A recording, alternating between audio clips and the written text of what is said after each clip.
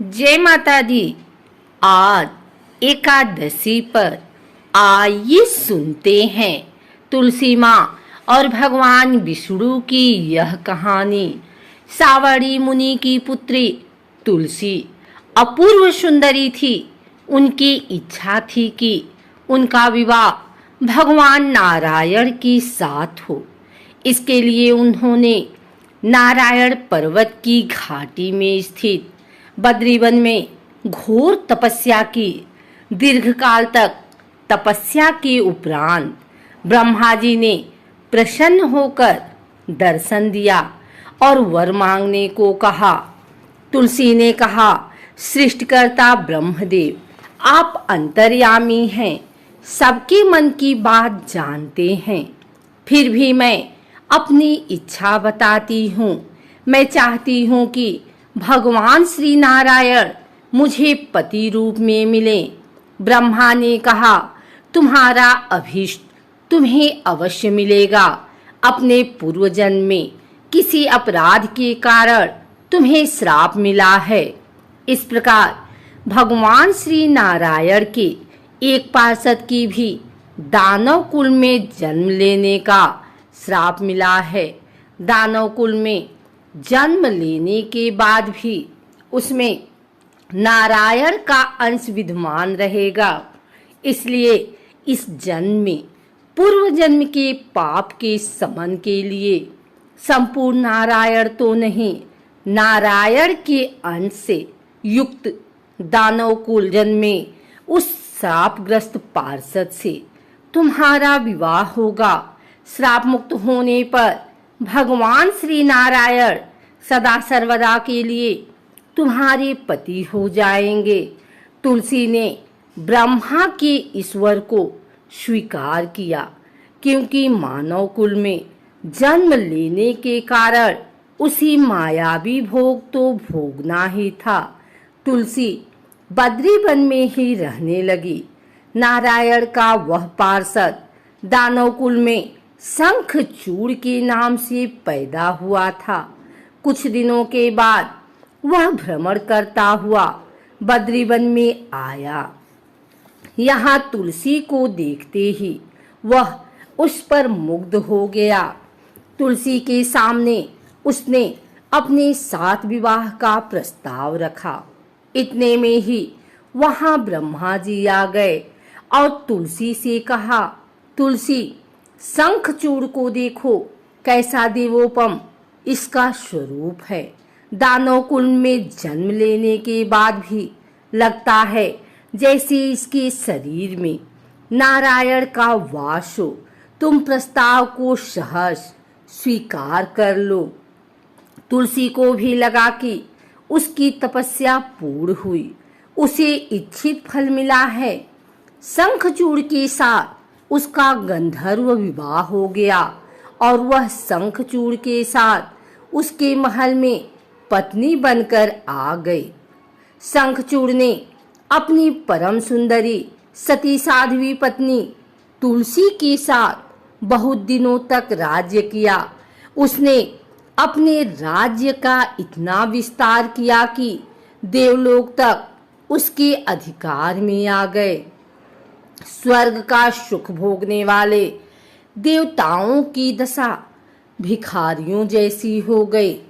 शंखचूड़ किसी को कष्ट नहीं देता था, पर अधिकार और राज्य छिन जाने से सारे देवता मिलकर ब्रह्मा, विष्णु और शिव की सभा में गए तथा अपनी विपत्ति सुनाई।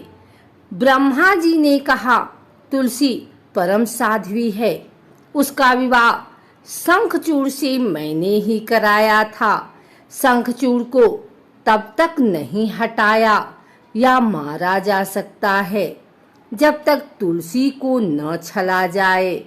विष्णु ने कहा, शंखचूड़ पूर्व जन्म में मेरा पार्षद था। श्राप के कारण उसे दैत्य कुल में जन्म लेना पड़ा।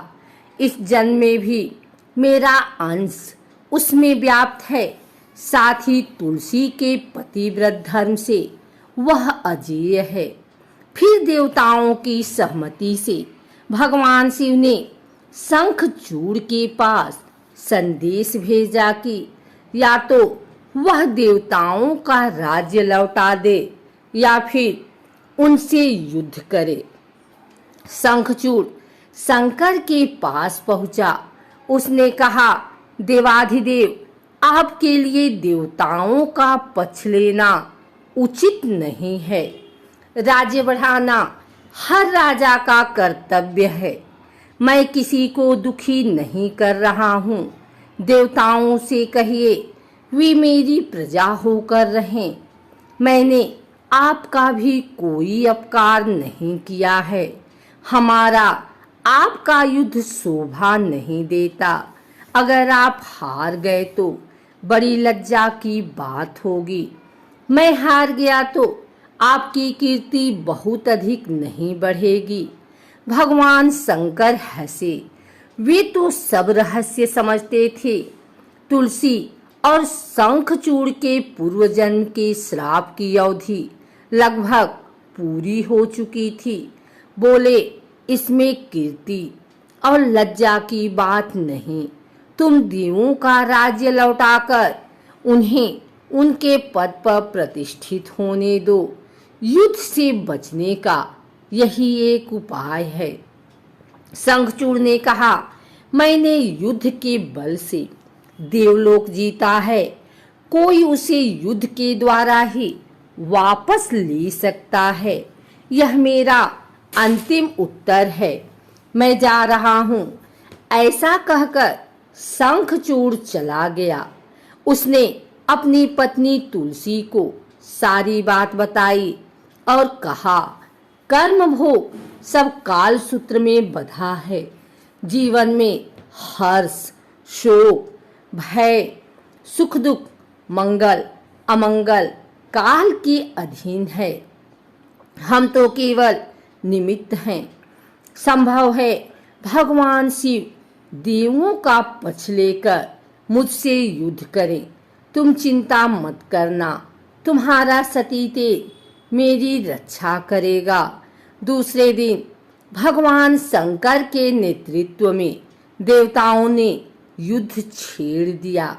शंखचूड़ ने भीषण बाणों की वर्षा कर उनका वेग रोका।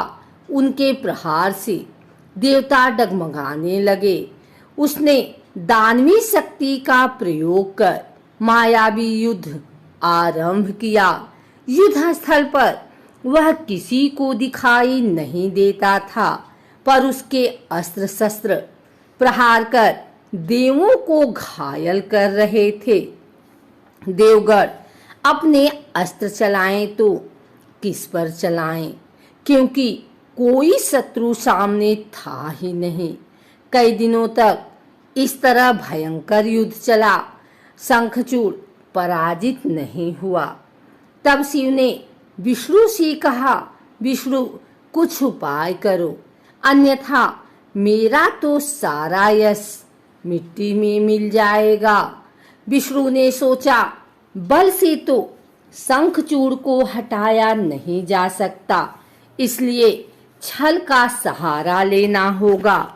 उन्होंने तुरंत अपना स्वरूप शंखचूड़ जैसा बनाया और अस्त्र शस्त्र से सज्जित हो तुलसी के पास आए।